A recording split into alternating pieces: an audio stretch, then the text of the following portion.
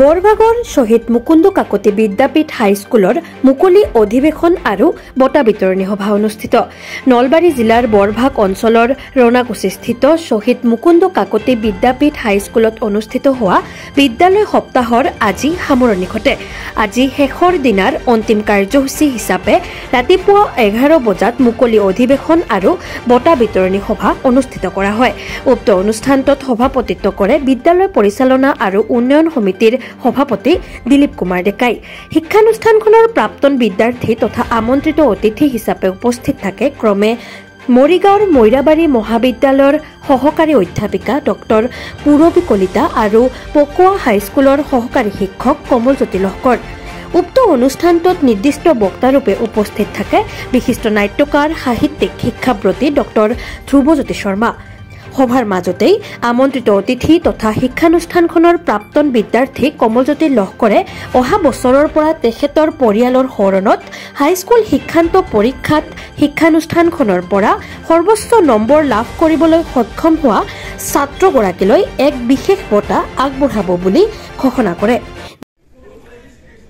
শহীদ মুকুন্দ কাকতি বিদ্যাপীঠৰ 2024-25 বৰ্ষৰ বিদ্যালয় সপ্তাহ আমাৰ আৰম্ভ হয় 13-12-2024 ইংৰাজী তাৰিখ বৃহস্পতিবাৰৰ পৰা 22-12-2024 ইংৰাজী ৰবিবাৰলৈকে এই 4 দিনীয়া কাৰ্যসূচীত আমাৰ আৰম্ভণিৰে পৰা সকলোবোৰ কাৰ্যসূচী সুন্দৰভাৱে পৰিচালনা হোৱাত আজি আমাৰ শেষৰ দিন।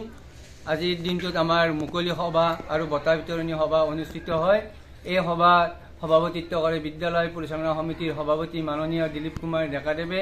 ইয়াৰ পিছতে আমাৰ বিদ্যালয়ৰ অৱসৰপ্ৰাপ্ত প্ৰতিষ্ঠাপক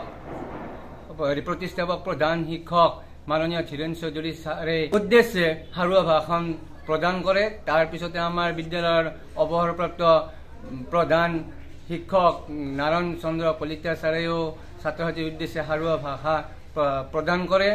তাৰ পিছতে আমাৰ বিদ্যালয়ৰ প্ৰাক্তন ছাত্ৰী আৰু প্ৰাক্তন ছাত্ৰ ক্ৰমান্বয়ে আমাৰ ডক্টৰ পূৰবী কলিতা আৰু শ্ৰী কমলজ্যোতি লহকৰক আমি সম্বৰ্ধনা জ্ঞাপন কৰোঁ আৰু তেওঁলোকে সম্বৰ্ধনা লোৱাৰ পিছত ছাত্ৰ ছাত্ৰীৰ উদ্দেশ্যে ভাষণ প্ৰদান কৰে।